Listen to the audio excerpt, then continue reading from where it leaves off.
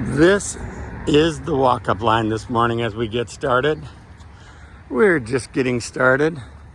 One of the reasons for the additional security with the fence, so we can cover all of these kinds of things with our walk-up line, and they're protected with the way things are going these days in the world and faith communities. Joshua, the active shooter training is this Saturday? Saturday at 10:30. It lasts about 2 hours? 2 hours. It's not for children, but if you're a teenager or older, you're welcome to come to that here at Central Community. Here's the team, Ron and Patty right here, the dynamic duo. There we go. We have got so much food today. This water, you think it's heavy. Believe it or not, the food boxes are even heavier. The end of the hand sanitizer. Everyone's saying glory, glory, hallelujah. We have got lightly breaded turkey cutlets today. We have got American style Kobe beef, ground beef patties. Look at that. We've got Voodoo Ranger sausage dogs, roast beef thinly sliced. There's a little bit of everything in this pellet. Roquefort cheese. Just a little bit of everything. Have a good day. My job, bye-bye. Just walking through, and I asked everyone to make sure their trunks were cleared. I said, we got a lot today. We're clearing the house on a lot of this stuff today. So these food bars down there, that's going out. The produce, we had to throw away a lot of produce that didn't hang, just didn't last well. We need a big refrigerator to go next to our big freezer. That big refrigerator would be glorious for us. Take care, man. And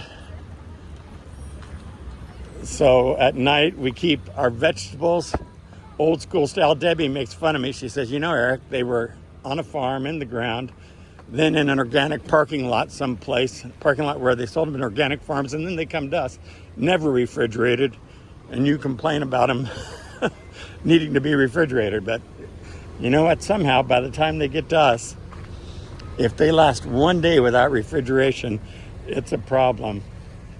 So we are here.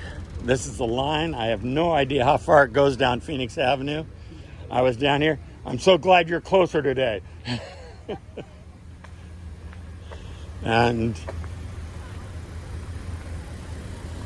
I walked out here and it wasn't too bad. Debbie, this car, I'll tell you what, this girl right there.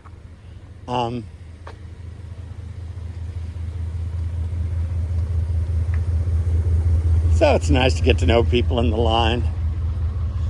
Have a good day. And it's a lot easier on my back just walking around getting to know people than it is to lift those challenging baskets and boxes and vegetables and all the other stuff that everyone else is doing.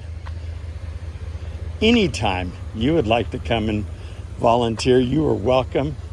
Indiana!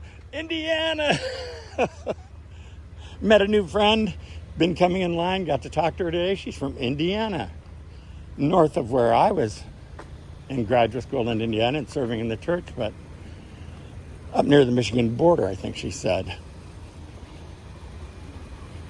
So I guess our line is a little bit longer than I thought. Hi, Arlene. Oh, buddy. Yeah, the bus is backed up. So it looks like we're down past Ensenada already. This is my plan that I've asked the city to do. If they would just go ahead and say, no parking Wednesday mornings. Or if they would put up signs that said, alternative route on Wednesday mornings. It would help so much. What they have done in having us going this way, it's cleared out the corner, which is wonderful and so much safer for accidents and that kind of stuff, but it still is blocking down Phoenix Avenue, which is a challenge for the entire community coming through here on this day. Pastor Ken always reminds me of a food bank that we're familiar with in Los Angeles. They have a line that runs on major arteries in Los Angeles for 5 miles, if you can imagine that. 5 miles. I've never seen it. I've only heard of it. Crazy. Absolutely crazy. Now this will, as most of you know by now, go on for the next 2 hours. We had a lovely Easter services out here in the park. For each one of you who were here, it was wonderful. I always kind of mourn the day that we'll need to sell any more of our property just to meet budget. Think about how much housing that park could provide, but what a blessing it's been for our community, our church community, and the broader community as well. Today, for the first time, our produce grant, some of the produce was bad, so that was no fun. And had to fill an entire dumpster with produce. Someone told me in line, put it in the car and let us decide if it's bad or not. But we certainly don't ever want anyone to get anything that's bad from us. So we make sure we give everything as good as can be. Anytime you'd like to support this phenomenal work, we welcome your donations. You can give at 14jc.com, the number 1, the number 4, the letter J, the letter C.com. And if you give there, it is a huge blessing. It comes directly into our account. You can give on a weekly, monthly, or one-time giving right there. If you'd like to make an endowment-sized gift, I mean, think about this, how the pressure reaches across all of our ministries, like Siempre para los Niños, where we're having a difficult time meeting the budget. You can always give at siemprekids.org to be able to reach our orphanage, be able to help that. And if you'd like to just contact me personally and say, hey, Eric, I want to make a phenomenal gift.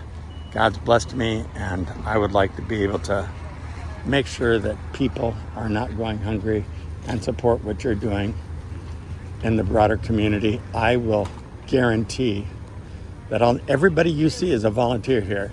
These are all volunteers. I mean, even when you look at Pastor Ken, it's not like he gets a raise for coming out here and doing this additional work. I mean, it would be easy for us just to do Sunday mornings and focus on that, but we've got a lot of other work to do. So you are welcome to support this. We would celebrate your support. Richest blessings. Thanks so much for all you do.